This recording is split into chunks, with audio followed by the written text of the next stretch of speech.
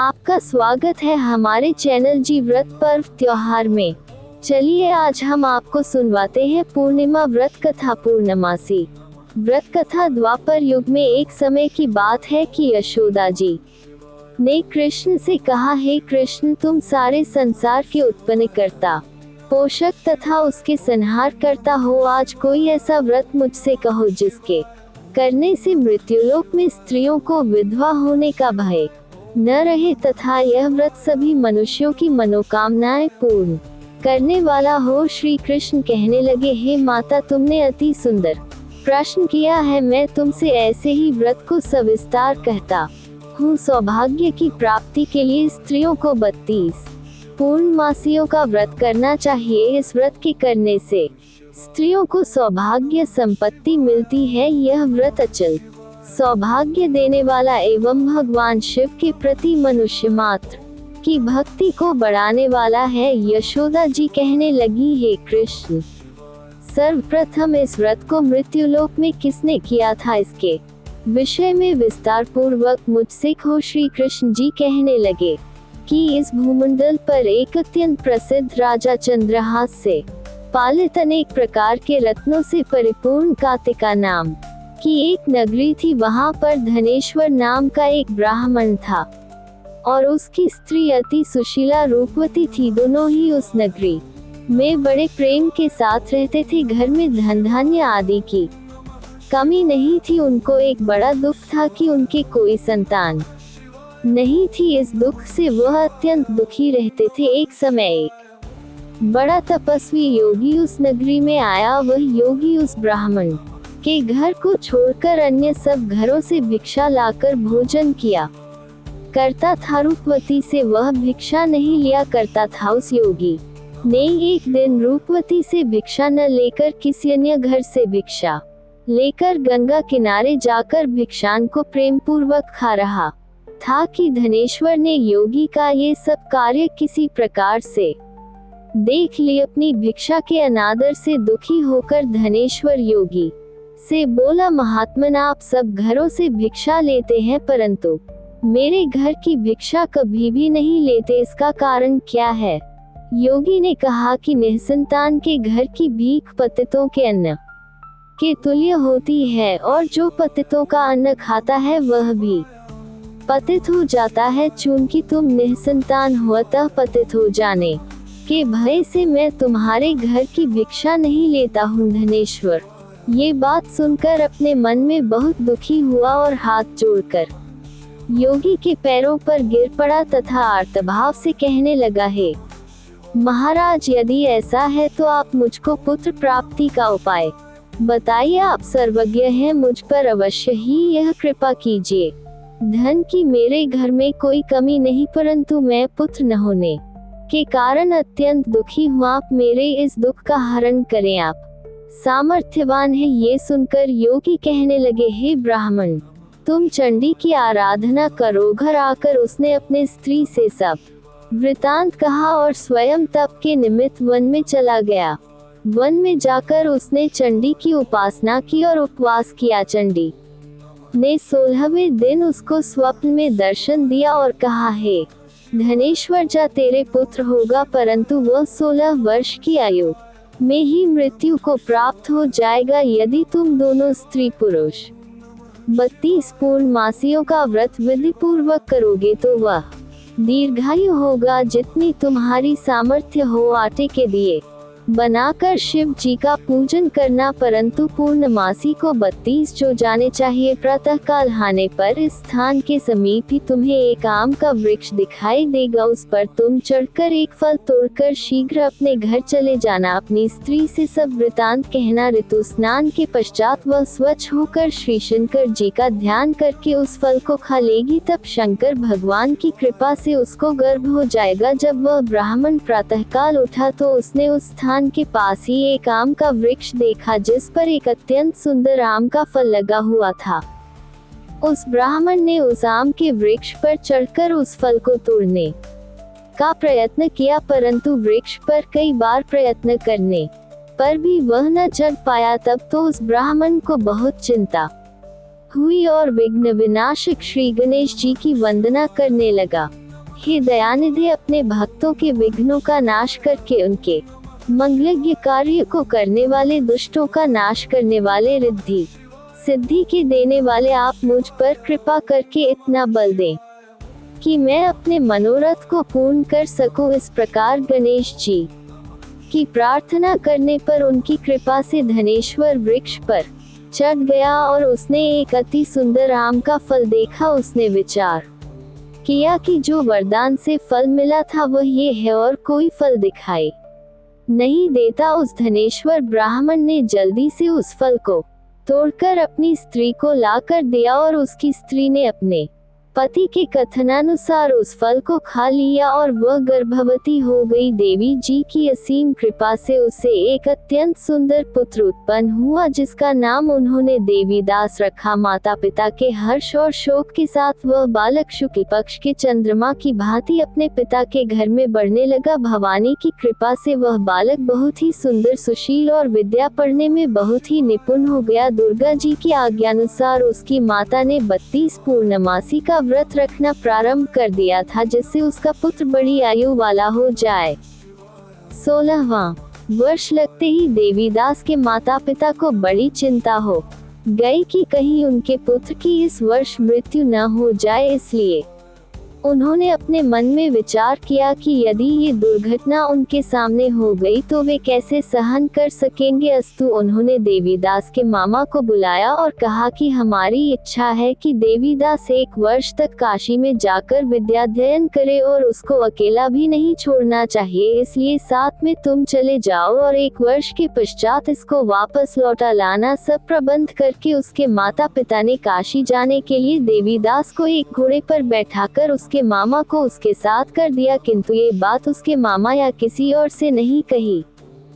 धनेश्वर ने सपत्नीक अपने पुत्र की मंगल कामना तथा दीर्घायु के लिए भगवती दुर्गा की आराधना और पूर्णमासियों का व्रत करना आरंभ कर दिया। इस प्रकार बराबर 32 पूर्णमासी का व्रत पूरा किया। कुछ समय पश्चात एक दिन वह दोनों मामा और भांजा मार्ग में रात्रि बिताने के लिए किसी ग्राम में ठहरे हुए थे। उस दिन उस गांव में एक ब्राह्मण की अत्यंत सुंदरी, सुशीला, विदुषी और गुणवती कन्या का विवाह होने वाला था। जिस धर्मशाला के अंदर वर और उसकी बारात ठहरी हुई थी, उसी धर्मशाला में देवीदास और उसके मामा भी ठहरे हुए थे। संयोगवश कन्या को तेल आदि चढ़ाकर मंडप आदि का कृत्य किया गया तो लग्न के समय वर को धनुर्वात हो गया। अस्तु वर के पिता ने अपने कुटुंबियों से परामर्श करके निश्चय किया कि ये देवीदास मेरे पुत्र जैसा ही सुंदर है, मैं इसके साथ ही लग्न करा दूं और बाद में विवाह के अन्य कार्य मेरे लड़के के साथ हो जाएंगे। ऐसा सोचकर देवीदास के मामा से जाकर बोला कि तुम थोड़ी देर के लिए अपने भांजे को हमें दे दो, जिससे विवाह के लग्न का सब कृत्य सुचारू रूप से हो सके। तब उसका मामा कहने लगा कि जो कुछ भी मधुपक आदि कन्यादान के समय वर को मिले वह सब हमें दे दिया जाए तो मेरा भांजा इस बारात का दूल्हा बन जाएगा। ये बात वर के पिता ने स्वीकार करने पर उसने अपना भांजा वर बनने को भेज दिया और उसके साथ सब विवाह कार्य रात्रि में विधिपूर्वक संपन्न हो गया। पत्नी के साथ वह भोजन न कर सका और अपने मन में सोचने लगा कि न जाने ये किसी स्त्री होगी। वह एकांत में इसी सोच में निश्वास छोड़ने लगा तथा उसकी आंखों में आंसू भी आ गए।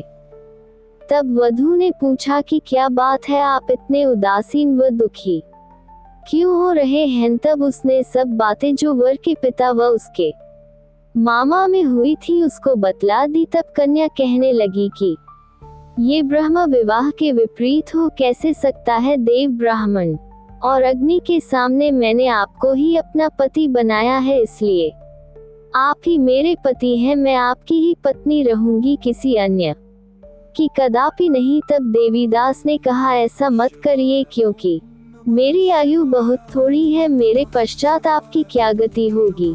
इन बातों को अच्छी तरह विचार लो। परंतु वह दृढ़ विचार वाली थी, बोली कि जो आपकी गति होगी वही मेरी गति होगी। हे स्वामी, आप उठिए और भोजन करिए, आप निश्चय ही भूखे होंगे। इसके बाद देवीदास और उसकी पत्नी दोनों ने भोजन किया तथा शेष रात्रि वे सोते रहे। प्रातःकाल देवीदास ने अपनी पत्नी को 3 नगों से जड़ी हुई एक अंगूठी दी, एक रुमाल दिया और बोला, हे प्रिय, इसे लो और संकेत समझकर स्थिर चित हो जाओ। मेरा मरण और जीवन जानने के लिए एक पुष्पवाटिका बना लो, उसमें सुगंधी वाली एक नवमल्लिका लगा लो, उसको प्रतिदिन जल से सिंचा करो और आनंद के साथ खेलो कूदो तथा उत्सव मनाओ। जिस समय और जिस दिन मेरा प्राणांत होगा ये फूल सूख जाएंगे और जब ये फिर हरे हो जाएं तो जान लेना कि मैं जीवित हूँ। ये बात निश्चय करके समझ लेना, इसमें कोई संशय नहीं है। ये समझाकर वह चला गया। प्रातःकाल होते ही वहां पर गाजे बाजे बजने लगे और जिस समय विवाह के कार्य समाप्त करने के लिए वर तथा सब बाराती मंडप में आए तो कन्या ने वर को भली प्रकार से देखकर अपने पिता से कहा कि यह मेरा पति नहीं है, मेरा पति वही है जिसके साथ रात्रि में मेरा पानी ग्रहण हुआ था, इसके साथ मेरा विवाह नहीं हुआ है। यदि यह वही है तो बताए कि मैंने इसको क्या दिया। मधुपक और कन्यादान के समय जो मैंने भूषण आदि दिए थे उन्हें दिखाए तथा रात में मैंने क्या गुप्त बातें कही थी वह सब सुनाए।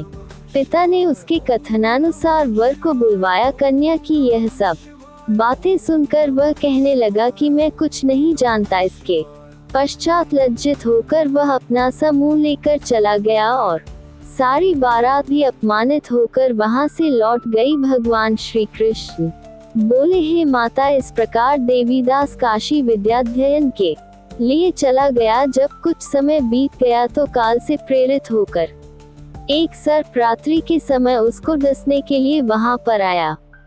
उस विषधर के प्रभाव से उसके शयन का स्थान चारों ओर से विष की ज्वाला से विषैला हो गया, परंतु व्रतराज के प्रभाव से उसको काटने न पाया, क्योंकि पहले ही उसकी माता ने 32 पूर्णिमा का व्रत कर रखा था। इसके बाद मध्याह्न के समय स्वयं काल वहां पर आया और उसके शरीर से उसके प्राणों को निकालने का प्रयत्न करने लगा, जिससे वह मूर्छित होकर पृथ्वी पर गिर पड़ा। भगवान की कृपा से उसी समय पार्वती जी के साथ श्री शंकर जी वहां पर आ गए। उसको मूर्छित दशा में देखकर पार्वती जी ने भगवान शंकर से प्रार्थना की कि हे महाराज, इस बालक की माता ने पहले 32 पूर्णिमा का व्रत किया था, जिसके प्रभाव से हे भगवान आप इसको प्राण दान दे। भवानी के कहने पर भक्तवत्सल भगवान श्री शिव जी ने उसको प्राण दान दे दिया। इस व्रत के प्रभाव से काल को भी पीछे हटना पड़ा और देवीदास स्वस्थ होकर बैठ गया। उधर उसकी स्त्री उसके काल की प्रतीक्षा किया करती थी। जब उसने देखा कि उस पुष्प वाटिका में पत्र पुष्प कुछ भी नहीं रहे तो उसको अत्यंत आश्चर्य हुआ और जब वह वैसे ही हरी भरी हो गई तो वह जान गई कि वह जीवित हो गए हैं। ये देखकर वह बहुत प्रसन्न मन से अपने पिता के कहने लगी कि पिता जी, मेरे पति जीवित हैं, आप उनको ढूंढिए। जब 16वां वर्ष व्यतीत हो गया तो देवीदास भी अपने मामा के साथ काशी से चल दिया। इधर उसे श्वसुर उसको ढूंढने के लिए अपने घर से जाने वाले ही थे कि वह दोनों मामा भांजा वहां पर आ गए। उसको आया देखकर उसका श्वसुर बड़ी प्रसन्नता के साथ अपने घर में ले आया। उस समय नगर के निवासी भी वहां इकट्ठे हो गए और सबने निश्चय किया कि अवश्य ही इसी बालक के साथ इस कन्या का विवाह हुआ था। उस बालक को जब कन्या ने देखा तो पहचान लिया और कहा कि यह तो वही है जो संकेत करके गया था। तदुपरांत सभी कहने लगे कि भला हुआ जो यह आ गया और सब नगरवासियों ने आनंद मनाया। कुछ दिन बाद देवीदास अपनी पत्नी और मामा के साथ अपने श्वसुर के घर से बहुत सा उपहार आदि लेकर अपने घर के लिए प्रस्थान किया। जब वह अपने गांव के निकट आ गया तो कई लोगों ने उसको देखकर उसके माता पिता को पहले ही जाकर खबर दे दी कि तुम्हारा पुत्र देवीदास अपनी पत्नी और मामा के सहित आ रहा है। ऐसा समाचार सुनकर पहले तो उन्हें विश्वास ही नहीं हुआ, किंतु जब और लोगों ने भी आकर उनकी बात का समर्थन किया तो उनको बड़ा आश्चर्य हुआ, लेकिन थोड़ी देर में देवीदास ने आकर अपने माता पिता के चरणों में अपना सिर रखकर प्रणाम किया और उसकी पत्नी ने अपने सास ससुर के चरणों को स्पर्श किया तो माता पिता ने अपने पुत्र और पुत्रवधू को अपने हृदय से लगा लिया और दोनों की आंखों में प्रेमाश्रु बह चले। अपने पुत्र और पुत्रवधू के आने की खुशी में धनेश्वर ने बड़ा भारी उत्सव किया और ब्राह्मणों को भी बहुत सी दान दक्षिणा देकर प्रसन्न किया। श्री कृष्ण जी कहने लगे कि इस प्रकार धनेश्वर 32 पूर्णिमाओं के व्रत के प्रभाव से पुत्रवान हो गया। जो भी स्त्रियां इस व्रत को करती हैं वे जन्म जन्मांतर में वैधव्य का दुख नहीं भोगती और सदैव सौभाग्यवती रहती हैं। ये मेरा वचन है, इसमें कोई संदेह नहीं। मानना यह व्रत पुत्र पौत्रों को देने वाला तथा संपूर्ण मनोकामनाओं को पूर्ण करने वाला है। 32 पूर्णिमाओं के व्रत करने से व्रती की सब इच्छाएं भगवान शिव जी की कृपा से पूर्ण हो जाती है। हमारे चैनल को लाइक करें, सब्सक्राइब करें और कमेंट करना न भूलें। ओम नमः भगवते वासुदेवाय नमः।